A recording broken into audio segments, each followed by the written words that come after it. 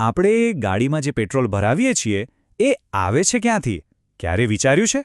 એની સફર તો પૃથ્વીના પેટાળમાંથી શરૂ થાય છે. ચાલો આ આખી સફરને સમજીએ, જ્યાં એક કાળા, ચીકણા પદાર્થમાંથી આપણી દુનિયાને ચલાવતું શક્તિશાળી ઈંધણ બને છે. તો આ સવાલનો જવાબ છે ને, એ આપણને લાખો વર્ષો જૂની એક સફર પર લઈ જશે. આપણે જોઈશું કે કેવી રીતે પૃથ્વીના ઊંડાણમાં છુપાયેલો એક ખજાનો આપણા રોજિંદા જીવનની સૌથી મોટી જરૂરિયાત બની જાય છે. આપણી આ વાર્તાનો હીરો છે એક કાળો, ગાઢ પ્રવાહી. પણ એ કોઈ સામાન્ય પદાર્થ નથી. એ તો લાખો વર્ષો પહેલાંના જીવોના અવશેષોમાંથી બનેલો એક, જાણે ધરતીના પેટાળમાં છુપાયેલો કોઈ પ્રાચીન ખજાનો. આ જ છે ક્રૂડ ઓઇલ. સાચું કહું તો એને પ્રવાહી સોનું પણ કહેવાય છે, અને એ કંઈ ખોટું નથી, કારણ કે આપણી આધુનિક દુનિયાની લગભગ દરેક વસ્તુ, ગાડીઓથી લઈને પ્લાસ્ટિક સુધી, બધું જ આ કાળા સોના પર જ તો ચાલે છે. પણ આટલી બધી તાકાત આવે છે ક્યાંથી? નવાઈની વાત તો એ છે કે ક્રૂડ ઓઇલ મુખ્યત્વે ફક્ત બે જ તત્વોનું બનેલું છે, હાઇડ્રોજન અને કાર્બન. પણ આ બેની સાધારણ લાગતી જોડીમાં જ આપણી આખી દુનિયાને ગતિ આપવાની જબરદસ્ત તાકાત છુપાયેલી છે. પણ આ જે કાળું, ચીકણું પ્રવાહી છે, એનો સીધો ઉપયોગ તો ના જ કરી શકીએ, બરાબર ને? તો એને વાપરવા લાયક કેવી રીતે બનાવવું? એના માટે આપણે જવું પડશે એક એવી જગ્યાએ જેને આપણે રિફાઇનરી કહીએ છીએ. વિચારો કે તમારી પાસે એક શરબત છે જેમાં લીંબુ, ખાંડ, મીઠું બધું જ ભળેલું છે. હવે એને અલગ કરવું હોય તો બસ, રિફાઇનરી પણ કંઈક આવું જ જટિલ કામ કરે છે. અને એના માટે તે વિજ્ઞાનના એક બહુ જ સરળ પણ શક્તિશાળી સિદ્ધાંતનો ઉપયોગ કરે છે. આ પ્રક્રિયાને કહેવાય છે ફ્રેક્શનલ ડિસ્ટિલેશન, એટલે કે વિભાગીય નિસ્યંદન. સાવ સાદી ભાષામાં સમજીએ તો ક્રૂડ ઓઇલને ખૂબ ગરમ કરવામાં આવે છે, અને ગરમ થતાં જ એમાં રહેલા અલગ અલગ ઘટકો અલગ અલગ તાપમાને વરાળ બનીને છૂટા પડવા લાગે છે.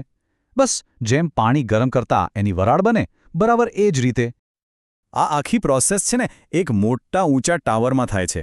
જે સૌથી હલકા ઉત્પાદનો હોય, જેમ કે પેટ્રોલ, એ વરાળ બનીને ટાવરમાં એકદમ ઉપર પહોંચી જાય છે. અને જે ભારે ઉત્પાદનો હોય, જેમ કે ડીઝલ અને ડામર, એ નીચે જ રહી જાય છે. અને બસ આ રીતે એક જ ક્રૂડ ઓઇલમાંથી આપણને કેટલી બધી કામની વસ્તુઓ મળી જાય છે. પણ શું આટલું જ કાફી છે? શું આ નિસ્યંદનથી મળેલું બળતણ આપણી આજની હાઈટેક ગાડીઓ માટે બેસ્ટ છે? ના. હજી આપણે એને વધુ સારું બનાવવાનું છે. વાત એમ છે કે સીધા નિસ્યંદનથી જે પ્રોડક્ટ્સ મળે ને, એ આપણી જરૂરિયાત પ્રમાણે નથી હોતી.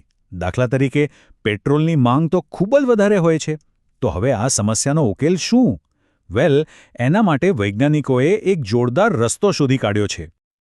આ પ્રક્રિયાને કહેવાય છે ક્રેકિંગ. ક્રેકિંગ એટલે તોડવું. કલ્પના કરો કે આપણી પાસે મોટી મોટી મોલેક્યુલર સાંકળો છે, પણ આપણને જોઈએ છે નાના નાના ટુકડા.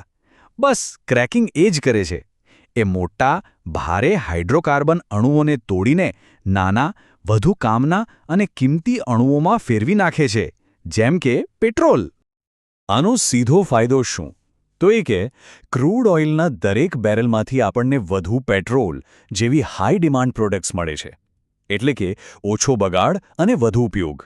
સાચું કહું તો જો આ પ્રોસેસ ના હોત તો આજે પેટ્રોલ કદાચ ઘણું વધારે મોંઘું હોત. તો હવે આપણી પાસે વધુ સારું બળતણ છે, પણ આ વધુ સારું એટલે કેટલું સારું?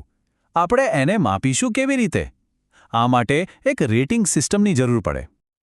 ક્યારેય કોઈ જૂની ગાડી ચાલુ થાય ત્યારે એમાંથી ટક ટક ટક ટક એવો અવાજ સાંભળ્યો છે? બસ એને જ નોકિંગ કહે છે. આ ત્યારે થાય છે જ્યારે એન્જિનમાં બળતણ બરાબર સળગતું નથી, અને એનાથી એન્જિનને નુકસાન પણ થઈ શકે છે અને માઇલેજ પણ ઘટે છે. તો આ નોકિંગની સમસ્યાને ઉકેલવા માટે આપણે બળતણને રેટિંગ આપીએ છીએ. પેટ્રોલ માટે વપરાય છે ઓક્ટેન નંબર. સીધો હિસાબ છે, જેટલો ઓક્ટેન નંબર ઊંચો એટલું નોકિંગ ઓછું અને પરફોર્મન્સ સારું. અને ડીઝલ માટે વપરાય છે C10 નંબર, જે બતાવે છે કે બળતણ કેટલી જલ્દી સળગે છે. બંનેનો હેતુ એક જ છે, એન્જિન સ્મૂથ ચાલે અને એને કોઈ નુકસાન ન થાય. અત્યાર સુધી આપણે જે વાત કરી એ બધી ક્રૂડ ઓઇલમાંથી બનતા બળતણની હતી. પણ શું જમીનમાંથી તેલ કાઢ્યા વગર પણ બળતણ બનાવી શકાય? અને જો હા, તો પછી અસલી નકલીનો ભેદ કેવી રીતે પારખવાનો? ચાલો જોઈએ. તમને કદાચ વિશ્વાસ નહીં આવે, પણ જવાબ છે હા, બિલકુલ બનાવી શકાય છે. આપણે કોલસા, નેચરલ ગેસ, અરે કચરા જેવી વસ્તુઓમાંથી પણ પેટ્રોલ જેવું જ બળતણ બનાવી શકીએ છીએ. આ ખરેખર વિજ્ઞાનનો એક જાદુ છે. આવા બળતણને સિન્થેટિક પેટ્રોલ કહેવાય છે. એને બનાવવા માટે ફિશર-ટ્રોપ્સ નામની એક ખાસ પ્રોસેસનો ઉપયોગ થાય છે. આ પ્રોસેસ મૂળભૂત રીતે કાર્બન ધરાવતા કોઈપણ પદાર્થને પ્રવાહી બળતણમાં ફેરવી શકે છે. આ ટેકનોલોજીથી આપણી ક્રૂડ ઓઇલ પરની નિર્ભરતા ઓછી થઈ શકે છે. તો હવે માર્કેટમાં આટલા બધા પ્રકારના બળતણ છે, પણ વિચારો, જો કોઈ ભેળસેળ કરે તો? આપણને કેવી રીતે ખબર પડે? વેલ, અહીં કામ આવે છે ફોરેન્સિક સાયન્સ. જેમ દરેક માણસની ફિંગરપ્રિન્ટ અલગ હોય, બસ એ જ રીતે દરેક બળતણની પણ એક પોતાની કેમિકલ ફિંગરપ્રિન્ટ હોય છે. આપણા દેશમાં, ભારતમાં આ કેમિકલ ફિંગરપ્રિન્ટને ઓળખવા માટે કેટલાક સ્ટેન્ડર્ડ્સ નક્કી કરેલા છે, જેમ કે ISI 1448.